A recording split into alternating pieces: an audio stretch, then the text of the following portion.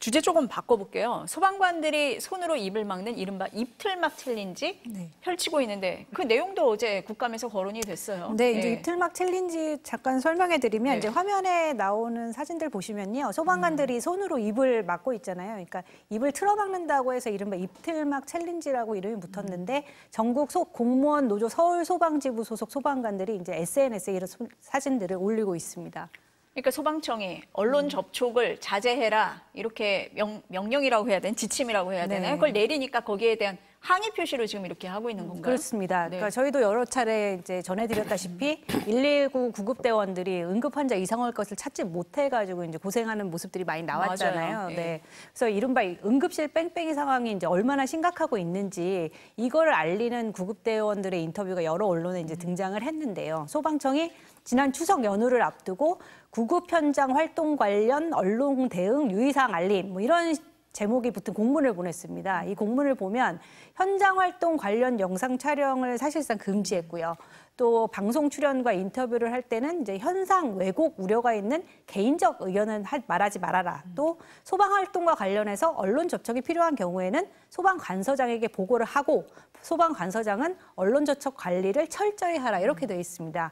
허성권 소방청장은 엄중한 시기에 일부 대원들이 언론 인터뷰를 통해서 정제되지 않은 개인의 의견을 공식적인 의견인 것처럼 뭐 제복을 입고 표명을 함으로써 국민 불안을 조성하고 있다 이렇게 말하기도 했는데요. 그러자 구급대원들은 소방청이 언론 접촉을 금지하고 징계에 운운하고 있다. 이건 겁박이다. 그래서 이에 항의하기 위해서 입틀막 챌린지를 시작을 하게 된 겁니다.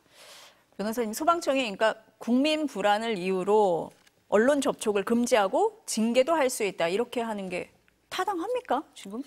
기본적으로 타당하지 않다라고 볼 수가 있고요. 그러니까 소방청의 공식적인 의견을 제시하는 과정에서 소방청의 공식적인 의견은 정제된 내용으로 하겠다라고 하는 거야 뭐 상관은 없지만은 기본적으로는 각각의 개별적인 그 담당 공무원들의 인터뷰 자체를 원칙적으로 차단을 한다거나 이 부분들에 대해서 허가 없이 인터뷰만으로 해서 소위 말해서 징계를 하게 된다면은 그런 부분들에 대한 것들은 명확하게 부당한 징계로서 취소될 가능성이 있어 보입니다.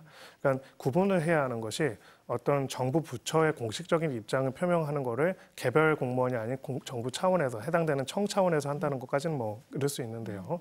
기본적으로 그 과정에 있어가지고 각각의 공직자들이 현장에 있어가지고 필요로 하는 인터뷰 자체를 아예 사전에 차단하게 된다면은 결론적으로 정부 활동과 현장에 대한 언론, 국민들의 알 권리가 침해되는 부분이 있을 수가 있기 때문에 그 부분에 대한 사전적인 허락 그리고 원칙적인 차단 같은 경우에는 어찌 보면 좀 더 넘어서져 보면은 헌법적인 부분에 있어서도 문제도 있을 수 있습니다. 어제 국감장에서도 이 입틀막 문제가 됐죠. 네, 그 국회 보건복지위원회 국정감사에서 질의응답이 나왔는데요. 들어보겠습니다. 어쩌다가 이렇게 소방관들이 입을 틀어막아가지고 응급실 실태를 은폐하려고 그렇게 얘기를 하고 있는 겁니까, 이게? 이게 무슨 정부 정책입니까? 이거는 뭐 오해십니다. 어떻게 정부가 그 응급 의료 하면은 다 기록이 남는데 그걸 어떻게 은폐할 수 있겠습니까? 이 오죽하면 소방관들이 이런 일을 하겠어요. 네, 이 자리에서 이제 조 장관은 의료 인력 부족과 배후 진료의 약화 때문에 이제 어려움이 있는 건 사실이다. 그러면서 은폐 시도는 오해라고 했는데요. 입틀막 챌린지가 언제 어디까지 이어질지 좀 지켜봐야 할 것 같습니다. 그런데 119 구조대에서 팀장이 폭언과 폭행 의혹으로 고소가 돼서 직위 해제가 된 일도 있었어요. 네, 이건 좀 결이 다른 이야기이긴 합니다만 중앙 119 구조대 소속 팀장이 족구를 못한다는 이유로 귀를 수차례 물어서 피멍이 들게 했다 이런 내용인데요. 어제 뉴스데스크에서 전해드린 이제 리포트를 보면 소방관들이 쉬는 시간에 족구를 하고 있었습니다. 근데 한 50대 팀장이 소방관에게 다가가서 무언가 이제 속삭이는 듯한 모습이 화면에 나오거든요. 이날 이런 행동을 한 6번 정도 했다고 하는데 족구를 못한다고 질책을 하면서 귀를 깨물었다고 합니다. 그러니까 이런 식의 폭행뿐만 아니라 폭언도 자주 있었다고 하는데요. 피해 소방관 이야기 들어보겠습니다.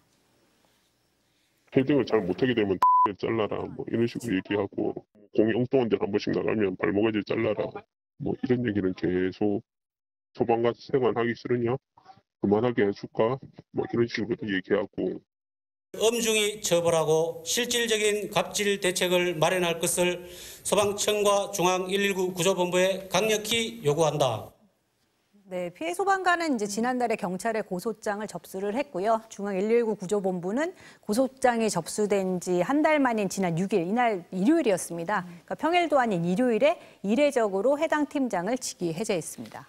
근데 변호사님, 이 문제가 된 팀장을 직위 해제하면 사건이 다 종결돼요? 지금 고소장을 제출했잖아요. 어떻게 되는 겁니까?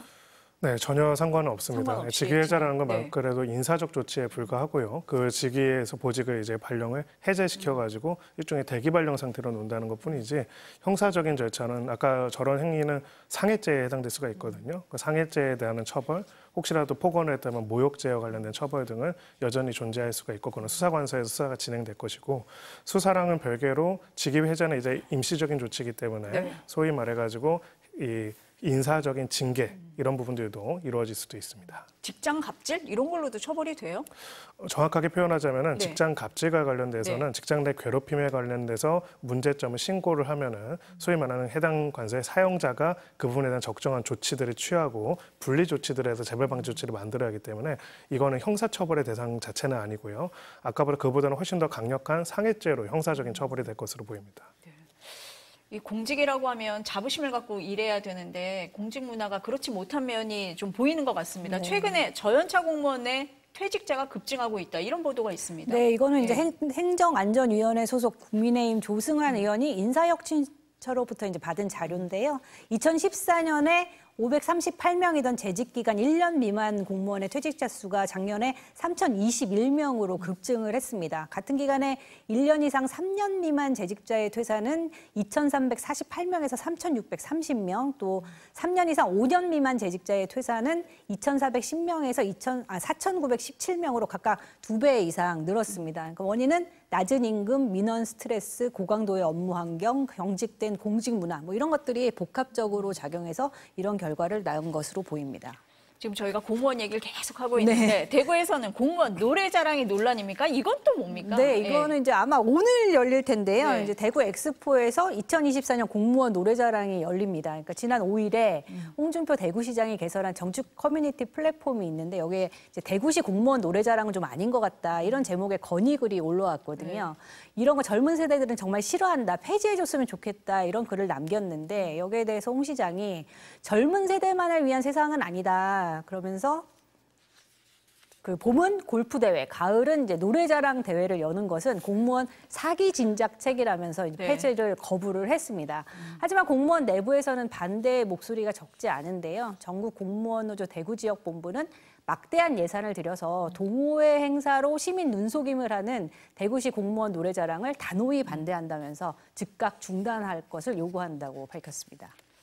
좀 듣기에 좀 황당한 행사다 이런 생각이 좀 드는데 공직사회 모시는 날 이런 것도 있습니까? 이것도 뭐예요? 이것도 네. 좀 황당한 이야기인데요. 이제 이거는 국회 행정안전위원회 위성권 의원이 설문조사를 한 겁니다. 지난 지방공무원 이제 12,000명 중에 44%가 최근 1년 이내에 모시는 날을 경험했거나 하고 있다 이렇게 답을 했는데요. 모시는 날이 뭐냐 하면 그 팀별로 이제 순번이나 요일을 정해서 소속 부서의 상관에게 식사를 대접을 하는 관행입니다. 그러니까 이게 어쩌다 뭐 한 번 이러면 별 문제가 안 될 수도 있는데 이게 일주일에 한두 번이라는 답변이 80%로 가장 많았습니다. 또 주 5회 이상도 7.7%나 됐습니다. 그러니까 설문조사에서 하고 싶은 말이 있다면 자유롭게 기술해달라 이런 칸도 있었는데요. 여기에 구급 사무봉인데 매달 10만 원씩 내는 게 부담스럽다. 월급 500만 원 받는 분들이 200만 원 받는 청년 돈으로 점심 먹는 게 이상하다. 이런 반발의 목소리가 쏟아졌고 제발 좀 폐지를 해달라. 이런 목소리가 많았습니다. 아, 진짜 이런 일이 있어요? 아니 지금 사회가 얼마나 많이 바뀌고 있습니까? 근데 공무원 조직 문화가 못 따라간다 이런 생각이 드는데 어떠세요, 변호사님? 저는 사실 모시는 네. 날을 오늘 처음 저 들어가지고 처음 들어요. 네. 네, 뭐 민간에서는 상상도 못할 일이고 약간 코미디스러운 일인 것 같은데요. 뭐 이게 뭐 법률적인 뭐 분쟁까지 가는 거가 맞는지 모르겠지만은 네. 사실은 만약에 이러한 부분들을 강제한다면은 그거는 강요죄가 될 수가 있습니다. 예, 그것도 법적인 부분들은 형사 처벌의 대상이 될 수도 있고요. 네. 예, 그리고 기본적으로는 저는 이제 그 유래가 궁금합니다. 도대체 무슨 이유 때문에 이제 네. 상급자한테 점심을 해야 하는지에 대한 네. 부분들이 만약 그거를 요구하거나 그걸 강요하거나 그런 것들에 따르지 않는다는 이유로 해서 불이익 조치를 취하게 된다면 그거는 형사적인 책임까지도 질 수 있는 이슈이기 때문에 뭐 이렇게까지 안 가더라도 네. 문화적으로 개선돼야 할 것 같고요.